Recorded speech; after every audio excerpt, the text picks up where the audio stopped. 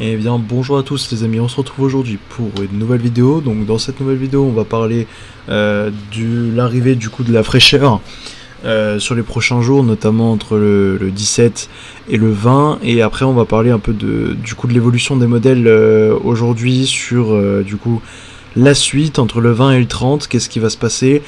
En tout cas là le gros de la canicule bat son plein et on va avoir progressivement l'arrivée d'un changement. Donc là c'est confirmé, on a la fin de la canicule qui va être à partir du 16-17 et cette fin de canicule va être due à un flux de nord-ouest. Comme vous le voyez ici sur GFS, avec l'installation du coup d'un complexe dépressionnaire ici et des dépressions ici. On a déjà parlé de ça dans les dernières vidéos.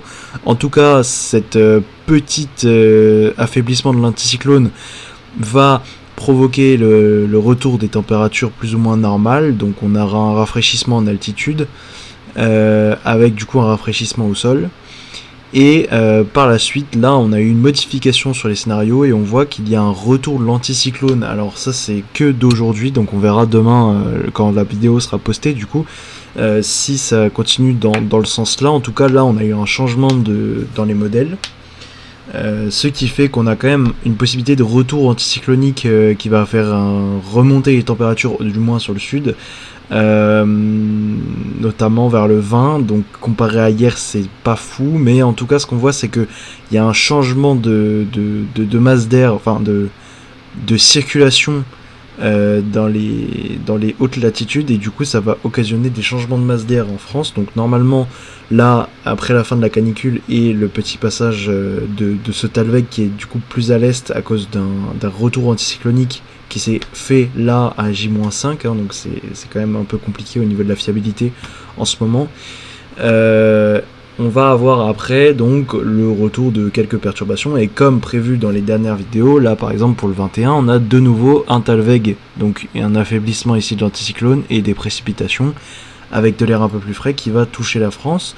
Donc ça il n'a pas bougé, et là on voit qu'il y a d'autres dépressions ici un peu partout qui en fait vont se balader dans les hautes latitudes et vont passer par moments sur l'Europe, et qui du coup par des situations de gouttes froides vont concerner la France. Par contre là on a sur la fin d'échéance un risque de retour anticyclonique et de peut-être petites vagues de chaleur. Alors ça c'était déjà légèrement entrevu hier, mais c'est vraiment encore une fois ici pas fort non plus, hein, on n'est pas du tout sur une canicule, mais ce qui est sûr c'est qu'en fait la moyenne montre un anticyclone quand même plus puissant. Donc là on voit sur tout ce qui est de la moyenne que l'anticyclone va rester ici bloqué, et par la suite il va continuer sa descente, mais elle était un peu plus forte dans le run d'avant, et comme elle était un peu plus forte hier, j'espère que demain elle va pas non plus s'affaiblir encore. En tout cas, pour la suite, on voit bien que, par exemple, pour le 23, on a une grosse dominance à un flux de plus ou moins nord-ouest qui va du coup nous apporter un temps plus frais, donc comme prédit avant. Et si on met par exemple les températures en altitude, on voit que il n'y a pas de réel signal, mis à part là vers le 19-20, quelques scénarios qui voient un retour d'un léger pic de chaleur après du coup le passage de ce petit Talweg. Donc c'est pas impossible, mais pour l'instant c'est pas le scénario majoritaire. Le scénario majoritaire est surtout un retour au normal de saison qui va du coup continuer après pendant la suite du mois d'août. Après avoir jusqu'à quand, ça c'est la question, mais en tout cas c'est sûr que les modèles encore sont en évolution et ne sont pas très décidés encore à savoir qu'est-ce qui va se passer. En tout cas sur CEP, ce matin on a eu du coup l'anticyclone qui a été rallongé.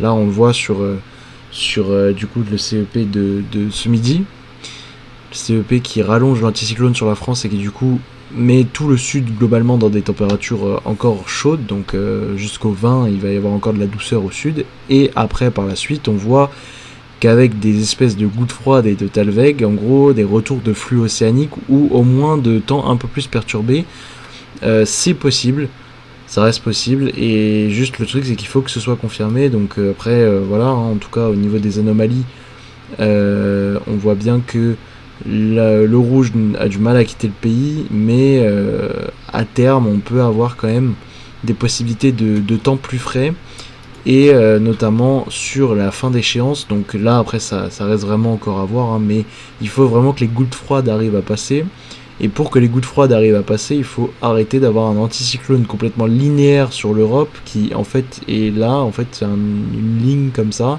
et il faut qu'on ait des variations avec notamment plus de descente vers le sud, des gouttes froides comme on voit ici là sur le Portugal, sur la génération de CEP.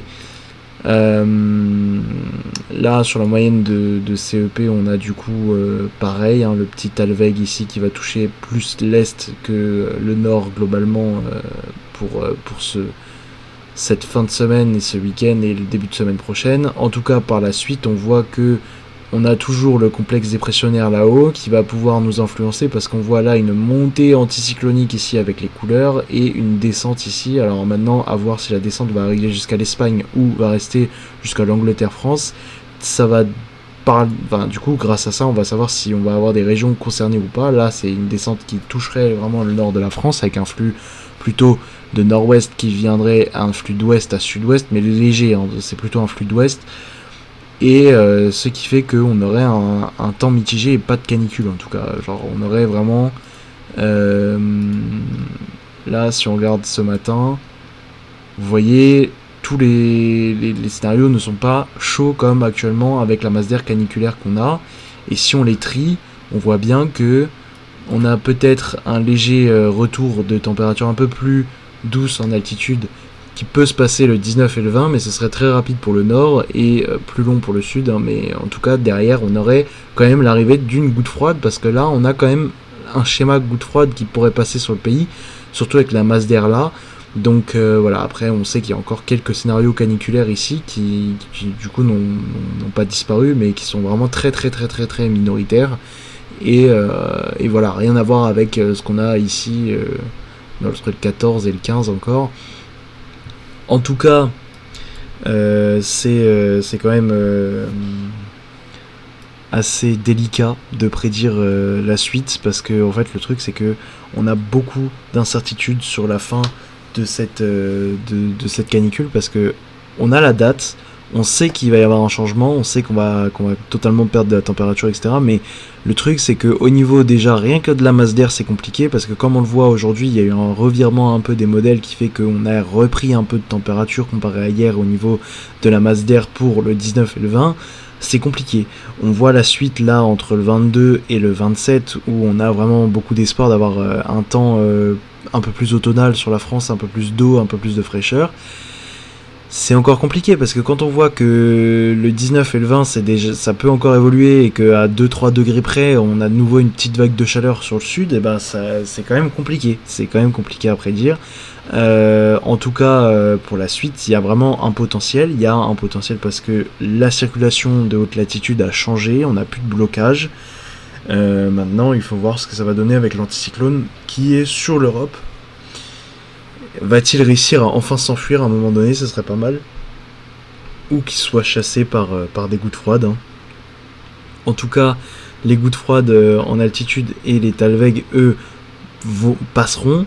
Mais le truc, c'est que si on a un Talveg, ce sera beaucoup plus faible. Ici, c'est un Talveg, par exemple, c'est beaucoup plus faible la baisse des températures que là, avec une vraie goutte froide, où on pourrait aller vers les 7 à 8 degrés en altitude, ce qui ferait qu'au sol, il ferait à peu près 20 degrés seulement.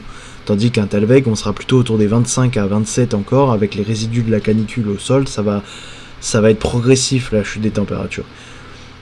D'un jour à l'autre, on peut perdre 10 degrés, et après pendant 5 jours, on peut mettre 5 jours à perdre 5 degrés, parce que du coup on sera proche des normales, légèrement au-dessus, mais proche des normales, et en fait le Talveg va faire que ça va descendre, mais doucement, et il y a moins de précip aussi dans un Talveg, tandis que dans une goutte froide, il y a beaucoup plus de précipitations.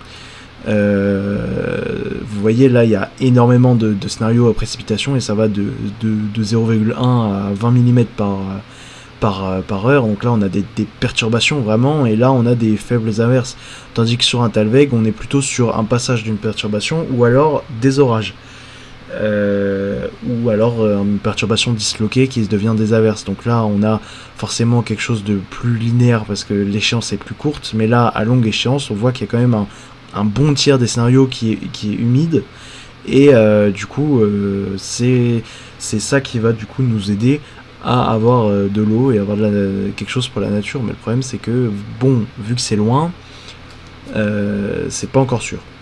Donc il va falloir encore affiner ça dans les prochains jours, donc je vous conseille de revenir sur mes prochaines vidéos parce que je continue de suivre la situation. En tout cas, merci d'avoir regardé cette vidéo, c'était Maxence Météo, on se retrouve pour une prochaine vidéo, ciao.